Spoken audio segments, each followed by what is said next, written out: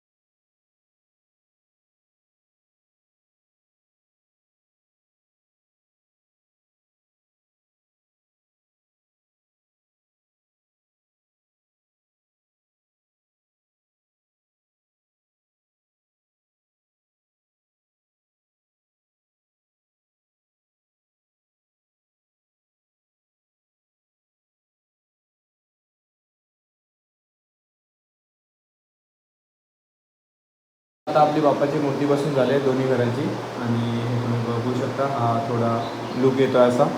तर आता दादा पूजा करेल सगळे देवांची नंतर बाप्पांची. तर नंतर पूर्ण लुक मी तुम्हाला नंतर दाखवतो. तोपर्यंत तुम्ही हा बघा व्ह्यू, हा समोरून असा व्ह्यू येतो आहे.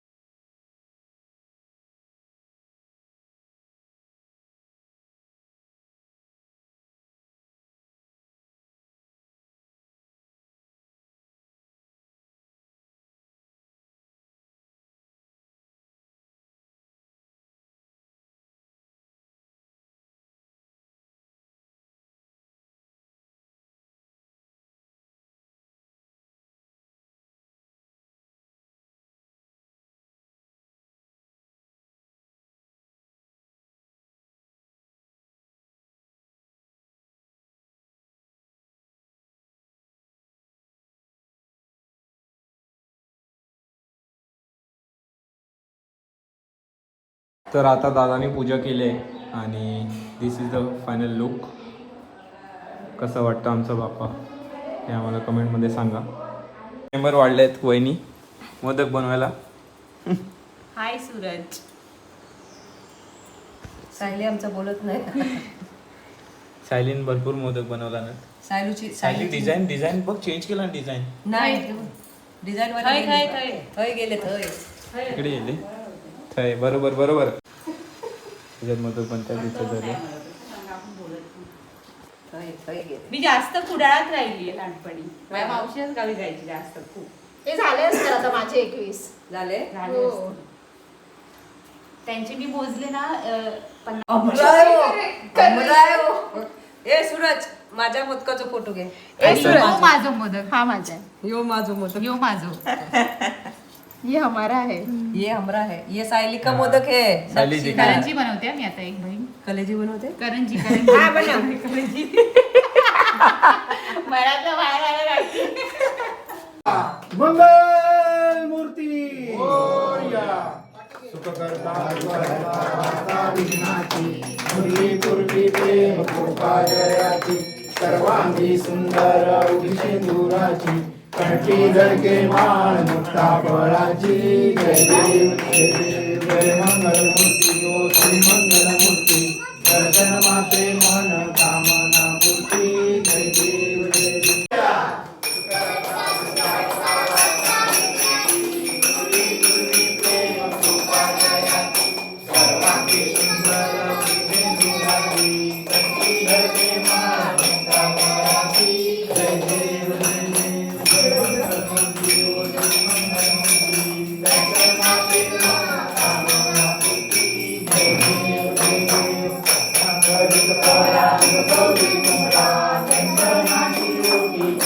आता निवेद रेडी आहे. सो इकडे सायली नार्वेकरनी 21 मोदक बनवले आहेत आणि ह्याच्यासोबत आहे भेंड्याची भाजी, वाटाण्याची भाजी, कोशिंबीर, डाळ आणि तुळशीचं पान.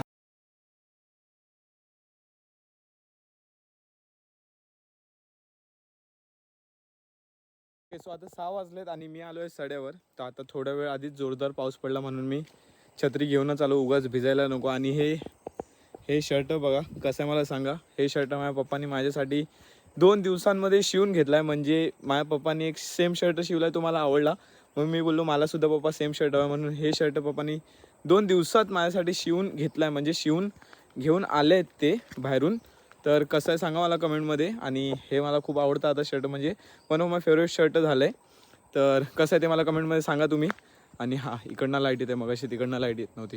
येते तर मी 3-4 टेक तर घेतले पण चालले नाही. आणि छत्री घेऊन कसं वाटतं, मी फुल रावस वाटतं की नाही हे सुद्धा मला सांगा. तर सर्व झाले, पूजा वगैरे झाली, नैवेद्य वगैरे दाखवून झालं, जेवणसुद्धा झालं आहे. तर म्हटलं आता घरात बसल्या बसल्या करायचं काय, तर जाऊन एक व्हिडिओ कालचा रेडी होताच आगमनवाला, तर तो बोलत तो ड्रॉप करून येऊया. कारण आपल्याला व्हिडिओ असे ड्रॉप करावे लागतात, कारण घरी नेटवर्क येत नाही, म्हणून थोडा स्ट्रगल घ्यावा लागतो. आणि कालचा व्हिडिओ कोणी कोणी बघितला आहे सांगा मला, कसा होता व्हिडिओ ते पण सांगा मला. कालचा म्हणजे आदल्या दिवसाचा. आता मला नाही माहीत मी कधीचा व्हिडिओ कधी पोस्ट करेन आणि तुम्ही कधी बघा, तर आपल्यामध्ये 1-2 दिवसाचा गॅप होईलच व्हिडिओमध्ये. तर चालेल, जे आहे ते आहे. तर आता जातो वरती आणि व्हिडिओ अपलोड करतो. ओके, सो आता व्हिडिओ अपलोड झालेले आहे आणि हे बघा माझ्या मागे व्ह्यू.